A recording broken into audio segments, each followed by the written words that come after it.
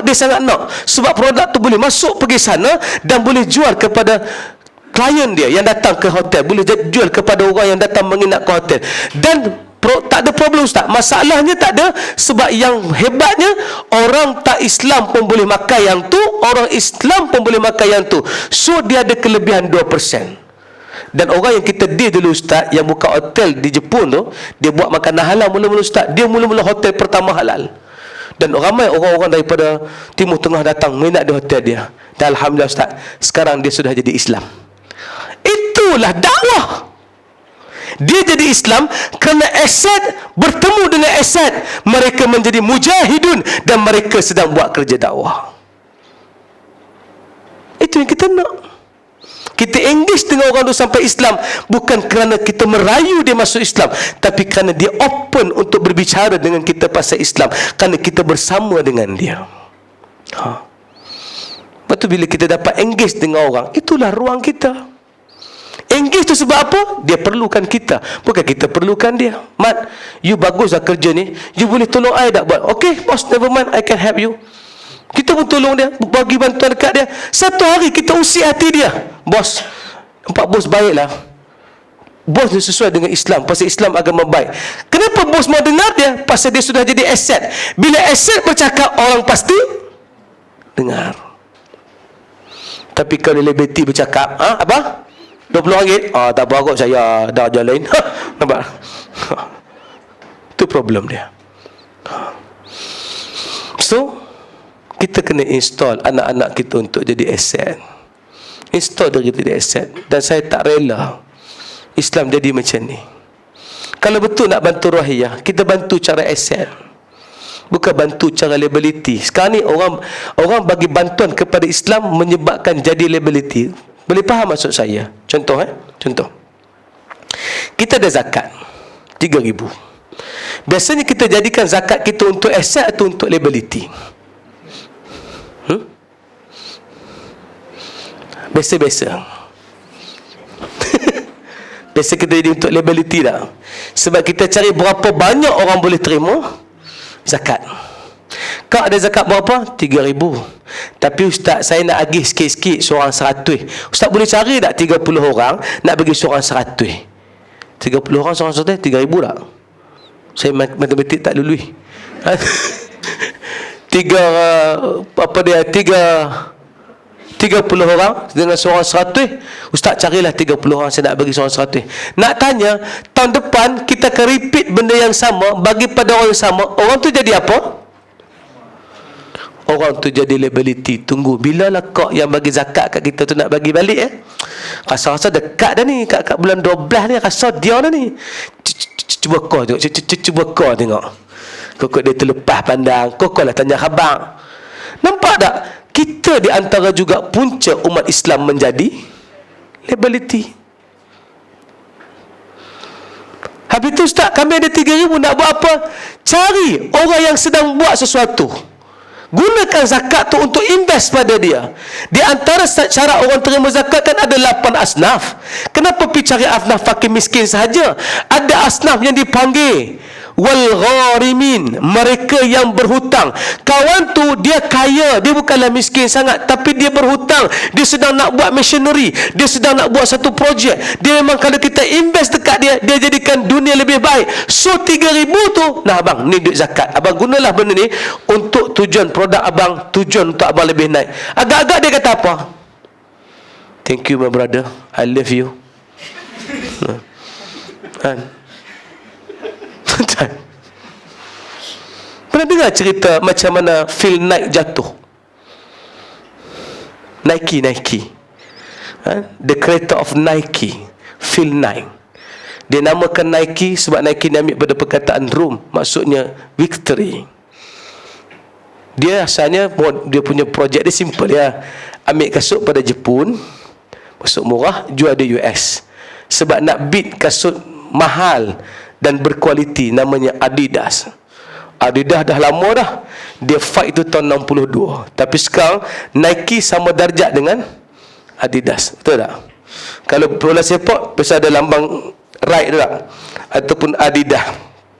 Kan? Janganlah dalam bank orang jantan dengan betina berkembang tu, janganlah kapar, jangan orang pakai. Kan? Puma pun jangan, mesti Adidas ataupun Nike. Tapi siapa pernah tahu masa dia jatuh, dia pernah sebut tu perkataan, who dug your well? Who? Mahal perkataan tu. Siapa yang gali telaga kamu masa kamu tengah sakit? Siapa yang tolong bagi mata air untuk kamu, bagi sumber untuk kamu ketika kamu terdesak? Aku pernah jadi kes. Masa tu Nike jatuh, tak ada dari duit, tak jumpa cash. Aku sebut kepada COO aku, namanya Bob Woodall. Bob, kalau seandainya kita tak ada cash, mati kita, syarikat close, tutup. Bob Woodall balik jumpa mak ayah dia. Mak ayah, boleh tak nak pinjam duit sikit, sebab Penek dan kami menghadapi masalah. Mak ayah dia kata apa? Oh, adalah 8,000 USD duit simpanan kami. Tak ada lah. Kalau dia orang Islam, duit tabung haji nak pergi Mekah ni ada 8,000. Wak kelak duit tu semua bagi kepada Phil Knight. Phil Knight datang rumah, kata makcik, kenapa bagi duit ni kat kami? Saya pun malu nak ambil, tapi saya nak tanya juga, makcik ni duit simpanan ni Pak Tek bagi kot. No, makcik bagi juga, pakcik bagi juga. Tak. Kalau kami tak percaya di syarikat yang anak kami bekerja, kami nak percaya siapa lagi? Anak kami dah fight untuk sesuatu, kami kena belilah dengan dia. Dan kami tolong ni kerana kami percaya. Kalau yang ni pun kami tak percaya, orang lain lagi kami tak percaya, ambillah 8,000 tu. Maka dia pun gunakan 8,000 tu balik untuk naikkan Nike. Sampai Nike berjaya di IPO kan, masuk ke saham. 8,000 itu akhir sekali jadi 1.6 juta. Buat balik cerita, mak ayah, duit mak yang mak bagi dulu, Finet laburkan dalam saham, jadi sekarang mak punya duit sudah 1.6 juta. Mak nak ambil dah, ayah nak ambil dah. Kami tak pick up pasal tu, tapi ada okey juga. Tak bagi tahu tu cerita dia. Ada orang tolong gali telaga menyebabkan dia secure. Kita patut ada orang zakat cari orang begitu. Wal gharimin, orang yang sedang susah, nak fight untuk Islam, nak fight untuk agama, nak bawa Islam pergi level seterusnya. Setelah kita engage dan tahu dia sedang buat apa. Tapi sebab kita pergi cari orang yang memang jadi bebanan kepada agama, bukan kita tak bantu, tapi kita kena tahu bantuan kita tu menyebabkan dia pergi lebih jauh ataupun terhenti. Macam saya jumpa yang dia bagi bantuan kepada Kemboja. Dia kata, ustaz dulu kita bawa duit pergi bagi Kemboja, pergi letak duit situ, kita kata buatlah bisnes kapal duit ni kita bagi proses bisnes. Tak jalan ustaz. Dia hanya tahu tiap-tiap bulan telefon, Datuk duit tak masuk lagi, Tan Sri duit tak masuk lagi, minta masuk duit kita sekolah menghadapi masalah. Itu yang ada. Lalah dia kata, saya buat gini ustaz, saya pergi, saya tak bagi bantuan saya cari budak-budak yang bagus, budak-budak yang nampak boleh pergi pelajaran jauh. Seorang budak ni saya hantar pergi ke Lingkok Wing, seorang budak ni saya hantar pergi Mesir, seorang budak lagi saya hantar untuk buat bisnes, kerja di company. Dan mereka ni esok, orang-orang Kemboja ni, mereka datang dan mereka saya bagi kebakaran ni. Dan bila mereka dah tamat pengajian, saya akan set up bisnes untuk mereka. Mereka run bisnes sampai jadi, dan mereka balik semula ke tempat mereka. Mereka continue bisnes tersebut, dan biar bisnes itu bersambung masuk ke negara mereka, ada link dengan Malaysia, dan akhir sekali mereka boleh bawa bisnes tu untuk jadi sebagai suatu aset pada tanah air mereka. Tu cara orang fikir, tuan-tuan. Tapi kalau kita hanya kesian, bagilah sumbangan. Tapi bagusnya orang Melayu, orang Islam ni, orang Islam ni, kita sentiasa bagi sumbangan dekat orang. Minta dia bagi. Tapi orang ni dia kata, ustaz alhamdulillah lah, kami kumpul duit di Malaysia ni dapat selalu. Sebut kata nak buat duit pi Jordan, pi Syria, dapat. Tapi sebut kata ada sekolah tak dapat. Sebut nak pi buat nak, dapat. Kita banyak memberikan bantuan penuh. Tu setara umat Islam tidak ada kekuatan. Cuba umat Islam jadi aset. Pada tajuk hari ini, dakwah memerlukan orang yang menjadi aset. Dakwah tidak akan berjalan kalau dia sekadar liability. So kita harus change diri kita. Kalau kita seorang yang dipanggil self-employed, kerja sendiri, sampai orang kena tunggu kita. Saya selalu bawa anak saya pergi klinik dekat sini belah ni. Dekat depan tu. Dekat depan tu. Klinik doktor pakar kanak-kanak, Dr. Asmah, Dr. Rosmawati. Pergi klinik dia. Setiap kali anak nak cucu akan pergi klinik dia. Tak boleh tinggal klinik dia walaupun bayar mahal sikit. Anak cucu 2 orang 700, anak ramai tuan-tuan, mak 2, anak kemak-kemak. Bukanlah kemak sekali, kemak tahun sama. Kan? Kemak tahun sama, 2 mak jadi kemak tahun sama. Macam tak ada apa-apa, okey. Kemak sama kan. Jadi bila duk kemak ni bawa 2 orang 700. Tapi bagusnya doktor ni, bila kita masuk ya, dia akan sebut nama. Marwah. Hai, anak mama ni sihat ya. Dia sebut nama anak kita. Dia sebut nama isteri kita. Dia sebut nama saya. Dia kenal saya ustaz. Ustaz. Sebut. Akhir sekali orang tak boleh tinggal klinik dia kerana entertain dia. So dia kenakan cas yang berapa pun orang akan datang. Sebab orang suka disapa, orang suka diingati. Agak-agak diingat sungguh kan nama anak kita? Tak ingat, dia akan tanya dulu, ni nama siapa tu budak ni? Tengok tu. Tapi strategi tu jadi. Dia buat demikian, dia ramah, dia layan. So bila teringat nak cucu anak, kita teringat di situ. Automatically kita berhajat pada dia. Dan dia jadi apa? Ar-rizqu min haitsu la yahtasib. Rezeki pun akan datang kerana orang percaya dengan kita. Itu yang Joy buat. Bila orang percaya dengan miracle mop, dia memberikan hidup lebih bagus, maka rezeki akan datang pada dia. Jangan takut, beri selalu agar kita jadi aset. Tolong selalu agar kita jadi aset. Sebab orang akan nampak kita, nak cari esok orang akan cari kita.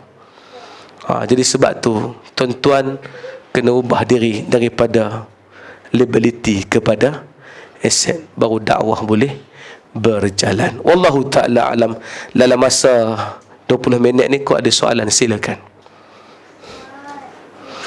Ya.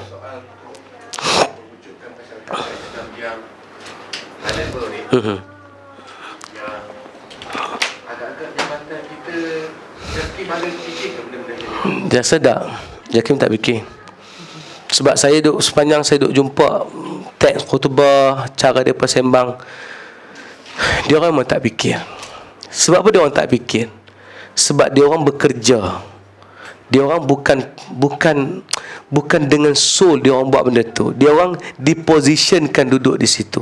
So ingat, tuan-tuan ingatlah agak-agak duduk di JAKIM ni ada fight tak macam jabatan lain? Ada. Dia akan bergaduh juga, siapa yang patut naik pengarah, apa aku nak buat, kalau hang baik sikit aku cantah. Itu biasa. Dia benda yang normal dalam mana-mana. Baru ni saya jumpa kawan, dia DJ di IKIM. Dia kata apa tau? Menyesal ustaz saya masuk IKIM. Pasal nak jemput ustaz tak boleh, nak cari ustaz yang boleh bagi pandangan tak boleh. Dia ada tapih, 4-5 tapih pula. Nak tengok tapih ni, kalau sakit terlajak, sakit bahaya. Kita dulu masa duduk di Suria FM, senang kita panggil mana-mana ustaz, Suria tak halang. Yalah, tempat-tempat apa nama siaran radio dosa ni dia senang sikit. Kan? Siaran radio yang tak ada dosa ni dia kira nak tapih semua orang kan.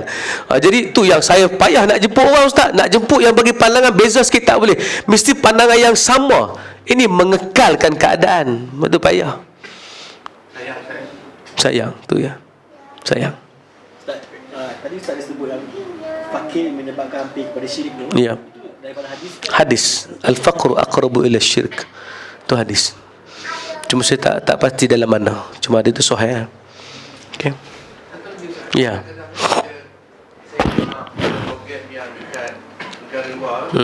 Barat masuk Islam. Turning point dia terus-terus. Kemudian tapi nampak 2 bulan masuk Islam tu berkualiti berbandingkan orang kita mungkin dah berpuluh tahun. Ya. Betul. Betul. Sebab tu saya kata Lim Josun masuk Islam, berapa ramai dah orang masuk Islam tangan dia. Kita Islam 10 tahun, tak ada seorang masuk Islam tangan kita. Kan? Tu kawan saya Nick Rashdi, dulu dia kerja Victoria Station, jahat dulu, serve arak tu. Dia ni kira pendosa besar lah kan? Termasuk dia antara orang buat dosa besar kan? Wahamiluha, tolong angkat arak tu kan? Kasbut gin tonic dia lah angkat. Tapi dengan duduk di situ, di tempat Victoria Station tu, dia telah Islamkan 7 orang. Setelah dia bertaubat, dia jadi baik soleh ni, dia jadi soleh sungguh sampai tak ada siapa diislamkan. Punya hebat dan. Kan? Itu cerita dia. Kan? Kita kena involve. Macam kak involve. Saya jumpa kak di kolam Kampung Pandan baru ni. Kan? Involve swimming. Okay? Saya pun swimming. Cuma orang tak pasal lah, pasal aku pakai lain macam sikit tu.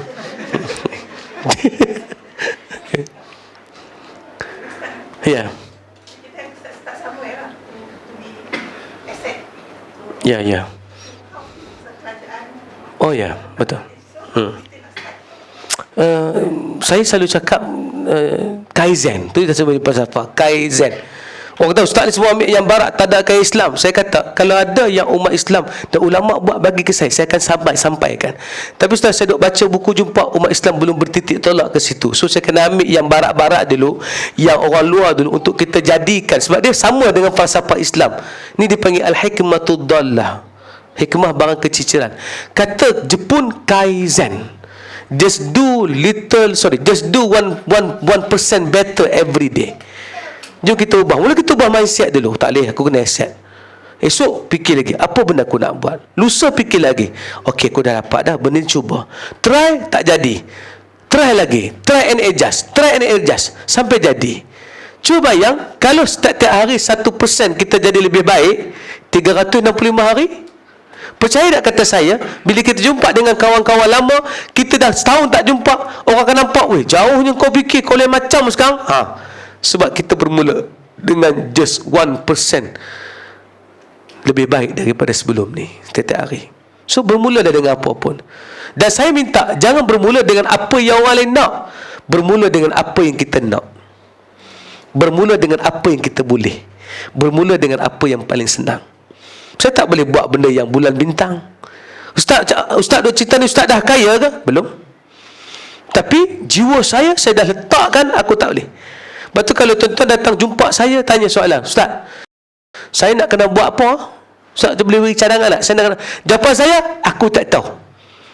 Pasal hang dia tahu diri hang siapa. Kan? Tapi kalau orang tanya, ustaz nak buat apa? Saya boleh beritahu saya nak buat apa. Saya akan pastikan ucapan saya tidak ada menyebabkan kita jadi bergaduh. Tak ada menyebabkan kita fikir benda-benda remeh. Dan setiap kali orang tanya soalan fik pada saya akan bagi jalan paling mudah. Baru ni orang tanya pasal dia pakai simen di kaki. Ustaz, macam mana sampai di kaki tu boleh sapu ayak ataupun nak kena tayamum balik? Saya kata sapu ayak ya. Tak payah tayamum. Tu dia kata kena tayamum, tak payah pakai ayak tu. Kan baru ni bergaduh pasal solat atas kursi.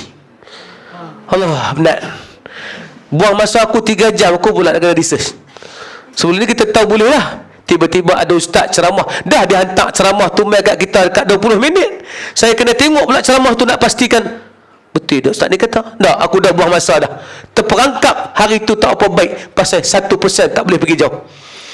Tengok-tengok, dah lah kena baca balik. Oh, buka-buka, tak ada. Fatwa mengatakan boleh solat atas kursi. Kenapa benda-benda begitu diketengahkan oleh orang-orang macam tu? Sebab orang tadi dia tidak mau upgrade mindset dia dan dia ketinggalan.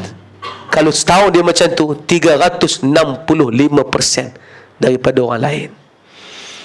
Tu mulanya kak. Mulalah somewhere, taman nak start tu terserah. Apa yang kita rasa kena dengan hati. Tapi yang penting itu passion kita. Jangan buat passion orang. Kita minatkan orang minat, jangan. Kita buat passion kita. Sebab kalau kita buat passion kita, sebab apa yang kita buat ni dia akan jadi asfalasafilin. Kita akan jatuh sekejap. Yang kita buat ni kita akan down sekejap. Yang kita buat ni kita akan dikritik sekejap. Yang kita buat ni kita akan menghadapi kesusahan sekejap. Sekejap tu berapa lama? Mungkin 16 tahun. Sekejap tu mungkin 17 tahun. Yang kita pertahankan ni, orang akan anggap kita gila. Ni baru sama dengan Nabi. Kan? Yang kita duk buat ni, yang kita nak bagi umat ni kembali duduk di track dia, kita akan mendapat kritikan dan orang tak mau terima panggilan kita. Ingat senang kan nak ceramah macam ni tuan-tuan? Ketika orang bila cerita bab agama hanya bab laki bini. Tuan-tuan tahu tak? Yang glamour siapa dia? Syamsul Debat, betul? Pasal apa Syamsul Debat glamour? Pasal bab laki bini.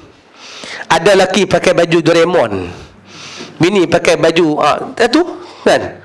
Yang menyebab Ustaz Kazim adalah hebat sebab apa? Menantu versus mertua. Semanis kurma. Manisnya kurma itu. Nampak tak? Tuan-tuan nampak tak agama pattern dia apa? Kalau dia tak bergaduh, dia cerita bab laki bini. Nak fight balik agama ni fahaman, agama ni kena duduk sederajat. Agama ini lagi Nokia. Tak ada orang Islam yang boleh ganti Nokia dan buat Nokia seumpama macam tu. Tak ada orang Islam yang buat teknologi macam iOS. Selagi tu kita berada dalam dosa semua. Kerana buat itu fardu kifayah. Tu kerja susah sikit. Kadang-kadang saya rasa macam lebih semangat baca komik daripada Betul. Betul. Betul. Macam Naruto balik Lagi semangat. Naruto ada falsafah. Tak ada satu watak tu, dia watak paling bagus dalam cerita Naruto tu. Kawan ni dia boleh tiru siapa saja. Dia boleh tu. Kita pun kata, aku ni boleh tiru siapa saja. Jadi kita sonok baca Naruto. Buka YouTube tengok ustaz bergaduh. Saya rasa macam nak maki ya kawan ni kerana dia bercakap salah. Siap boleh buat debat di masjid, lagi ku tak faham. Sama ada bid'ah hasanah ataupun dolalah. Kita nak berbahaskan hari ini tentang hasanah atau dolalah. Nak tanya Yasin malam Jumaat tu bid'ah ataupun tidak, mengalir ayat liak tuan cakap macam tu. Kalau bid'ah dolalah pun apa semua ni, apa kena mana tuan? Kan? Ustaz tak boleh lah bid'ah dolalah sesat, nanti Nabi kata tak, Yasin tu sesat ke? Baca Yasin sesat tak? Kalau baca Yasin sambil telanjang sesat lah. Benda jelas dalam agama, simple. Nak buat silakan, tak nak sudah. Kalau tak nak buat pasal apa? Saya malas. Kan senang. Pasal apa tak buat? Bid'ah. Tak usah pun nampak lagi. Tak usah duk cakap benda-benda yang macam tu. Dia mengarut habis, dia akan merosakkan hubungan dengan orang, dia jadi kita bergaduh. Saya terus terang, bila start orang berbahat dengan saya akan lari. Saya tak nak. Sebab aku bukan nak bergaduh dengan hang. Sebab hang bukan nak dengar pandangan aku. Hang nak betulkan pandangan hang. Jadi aku tak nak. Orang setiap orang datang nak mempertahankan hujah. Jadi masalah. Lalah apa dia? Bila orang dah malas-malas semua, baik buka dengar lagu. Meniti menunggu mati agar kau jumpa ilahi, dan semoga lagi senang. Happy. Hemantino. Nampak? Kan? Orang hampi mana lagi bagus. Cik pergi kerja, bukan cik buat dosa, lagi bagus semangat ya. Jadi jaga pun semangat. Tengok ada lagu untuk jaga, kan? Dengar cerita dunia semua semangat, kan? Seringkali aku menduga, seringkali ini terjadi, segala rahsia sudah ku tahu, rupanya aku tak dicintai. Sayang, kau happy? Buka agama? Sama ni. Bukan kata tuan-tuan, saya pun baik ke buka Hermantino lagi bagus. Tu buat masa tuan-tuan. Tu penghalang agama. Sebab otak liability. Kalau otak aset, tuan, tajuk ni jangan bincang lah. Ni saya nak ambil satu contoh terbaik. Hari ni orang kata masalah utama kita Syiah. Tak. Masalah utama kita bukan Syiah. Masalah utama kita bukan Wahabi. Masalah utama kita bukan Salafi. Masalah utama kita bukan mazhab Syafi'i. Bukan. Apa masalah utamanya? Ni saya nak cerita. Ketika orang tuduh Hasan Nasrullah Hizbullah sebagai Syiah. Hizbullah Syiah. Kita kena perangi Hizbullah sebab dia Syiah, kata ahli sunni. Orang-orang yang menjadi ahli sunnah wal jemaah ni lah kata. Maka Hasan Nasrullah tak nafikan. Dia kata begini gini. Sekarang ni boleh tak kita berhenti sekejap daripada duk bergaduh ni? Hampa Sunni, kami Syiah. Hampa tuduh kami bunuh Sunni dan Sunni bunuh kami. Tak apa. Boleh tak kita berhenti kejap? Sekarang ni musuh kita Israel. Kita hapuskan Israel dulu, bagi mereka peruntuk, dapat balik ambil tanah mereka, dan kita dapatkan bebas Palestin daripada cengkaman Israel. Lepas kita berjaya semua tu, jom kita bergaduh balik. Senang. Itu cara orang yang fikir dia jadi aset fikir. Benda remeh-temeh ni tak mau. Kalau orang kata, saya nak tanya sikit kau ni, saya suka tuan-tuan berbahas, tetapi jangan dalam sangat. ambil tahu tak apa, baca kitab, tengok ni sejarah, okey. Cuma jangan dalam sangat. Dalam macam mana gini, Ustaz rasa Nabi Isa beranak bila? Saya dapati setelah kajian saya 18 buah kitab, Nabi Isa tidak beranak bulan Disember tau. Dia beranak pada bulan lain. Saya tengok sebab masa Nabi Isa beranak tu, dia adalah musim kurma sedang masak. So dia bukan musim salji. Maka apa jawab kita? So what? Nabi Isa beranak bulan apa kena mengenal dengan kita? Nak tanya kalau Nabi Isa beranak Disember, ada pasal ke? Beranak bulan Januari, ada pasal ke dengan kita? Kita tetap beriman dengan dia dan kita tetap percaya dia Nabi, dan kita tak perlu tahu semua benda-benda itu. Ini yang Omar buat bila dia baca ayat Quran. Ada satu perkataan, akshaw syabah. Dalam Quran disebut rerumput. Apa benda ni rerumput ni? Dia pun kata, aku tidak dibangkitkan untuk bicara benda-benda yang aku tak perlu tahu. Sebab tu min husnil islami mar'i tarkuhu ma la ya'ni. Daripada kebaikan orang Islam, tinggal benda-benda tak manfaat. Baru kita boleh convert daripada liability kepada asset. Bukan hanya convert jadi Muslim, tapi convert daripada liability kepada asset. InsyaAllah. Saya yakin orang yang mari ni orang tu lah. InsyaAllah. Mudah-mudahan tentulah orang tersebut. Wallahu ta'ala alam. Ada lagi 3 minit. Kau ada soalan? Kau ada benda nak tanya tak faham yang tadi?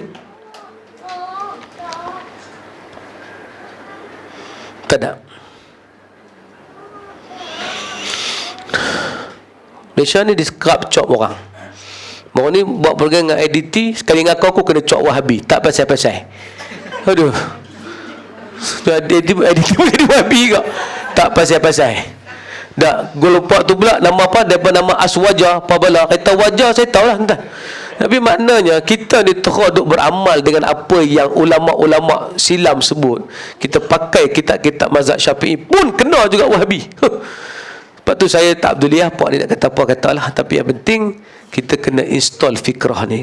Dan kerja kita pula yang mari ni install pada orang lain. Jangan main ni pula. Saya pergi balik cerita, suami tanya, tadi pi dapat apa? Orang ramai lah bang. Tak, aku bukan tanya orang ramai boleh apa. Boleh tu tak ingat ustaz tu kata apa tau. Nama ustaz tu pun lupa lah. Jadi maknanya kalau boleh biarlah dapat diinstall pula pada orang-orang di bawah, terutama generasi muda. Kesian pada mereka. Mereka ditipu bertahun-tahun. Macam kita dulu kena tipu. Ni dapat fikrah ni, akhir sekali orang kita kata apa, dah jumpa kawan-kawan, pasal apa kita baru tahu? Apa jawapannya? Tak ada siapa habaq dulu. Sekali saya habaq awal, tuan-tuan pula habaq pada anak-anak, supaya anak-anak install jadi aset. Jangan mereka jadi liability. Tengok Faiz Sobri automatically jadi aset. Kan? Aset. Hanya tendangan bola. Tapi hanya itu pun beribu-ribu latihan. Alex Ferguson pergi jumpa, dia pegang bola, kamu ni bukan spontan, bukan tiba-tiba, memang latihan, memang lama kamu buat. Bola gini yang aku suruh Beckham buat dulu. Cuma beza kamu dengan Beckham berjaya jaring gol dan menang Manchester. Kamu bukan saja menang, kamu dapat anugerah Puskas terbaik untuk kamu. Alex Ferguson jumpa dia. Kita suka Man U tapi tak pernah jumpa Alex Ferguson. Alex Ferguson pun tak kenal kita. Itu beza dia. Jadi maknanya itu bila kita install jadi aset, orang akan datang bertalu pada kita insya-Allah. Wallahu taala alam. Terima kasih banyak. Ya, terima kasih. Ni Trump ni aset ke liability? Liability. Sebab dia menimbulkan banyak polemik yang tak patut timbul dan dia menjadi problem. Saya penuh harapan pada Trump dulu sebab saya baca buku dia. Saya tak tahulah sama ada buku tu ditulis atau tidak. Sekarang saya dah ragu dah. Sebab cara tindakan dia langsung tak mencerminkan seorang yang boleh menjadi aset kepada mereka. Tindakan terbaru PM Kanada, sebab dia duk bagi negara tak masuk ke negara dia, PM Kanada kata Trump tak boleh masuk Kanada. Kan? Uber, dia punya CEO dah letak jawatan. Pasal Uber 20,000 orang boykot, tarik, tak mau download lah apps Uber tu sebab dia memberi sokongan kepada Trump dan dia menyebabkan ada masalah baru ni. Jadi dia terpaksa tarik diri, dia terpaksa letak jawatan CEO dan dia hari ni terpaksa bagi orang lain run Uber. Kalau tidak, habis Uber mati. Donald Trump menimbulkan banyak polemik dan masalah. Baru orang teringat Obama bagus tu ya. Dan baru kita dapat tahu bukan semua orang Amerika sokong kezaliman. Itu paling bagus. Yang paling bagus, lawyer-lawyer ni yang diminta untuk buat pendakwaan pada mereka-mereka yang masuk dikatakan tak boleh masuk ni, mereka pula pergi minta maaf, jumpa semua orang. Jadi tahulah Amerika ni bukan dikontrol oleh orang bodoh macam tu. Dia memang ada orang lain yang bersama dengan dia, kan? Wallahu alam, terbaik insya-Allah. Terima kasih. Dan tuan-tuanlah yang paling terbaik. Terbuka untuk tuan-tuanlah kerana tuan-tuanlah yang paling terbaik sebenarnya insya-Allah. Tahniah. Assalamualaikum warahmatullahi wabarakatuh.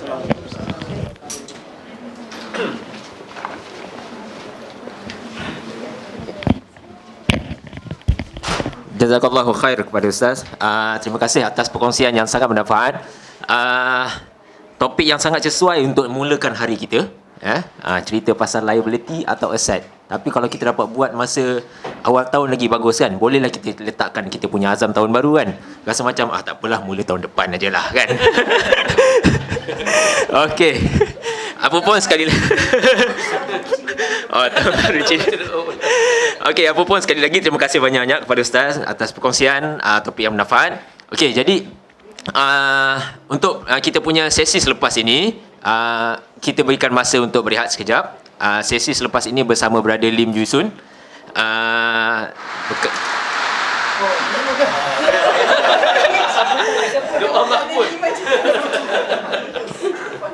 Okey, untuk sesi selepas ini kita berkaitan tentang persoalan tentang mu'alaf. Jadi bersedia untuk topik selepas ini, kita minta setiap orang kalau boleh perangkap Brother Lim dengan soalan yang dia tak boleh jawab berkaitan mu'alaf. Bukan apa, dia kata dia minta macam tu. Maksudnya tanya apa-apa saja tanpa tapis pun tak apa. Maksudnya kalau ada apa-apa yang kita tak faham, kita nak tanya aja. Sebab itu lagi penting untuk kita tahu sekurang-kurangnya. Banyak sangat berlapik-lapik macam Ustaz kata, itulah kita duduk kat situ aja kan. Tak boleh nak keluar ke depan sikit. Jadilah seorang yang mujahadah sikit daripada qaidun. Asyik duduk aja, baik kita bangkit dan bergerak. Okey, jadi satu lagi kita minta habiskan makanan dekat luar. Itu kita punya registration. Macam orang tak register je kan. Itu kita punya syarat registration. Okey, jadi sementara rehat tolong habiskan makanan dan selepas tu kita akan sambung ke sesi selepas ini. Sekian saja. Assalamualaikum warahmatullahi wabarakatuh.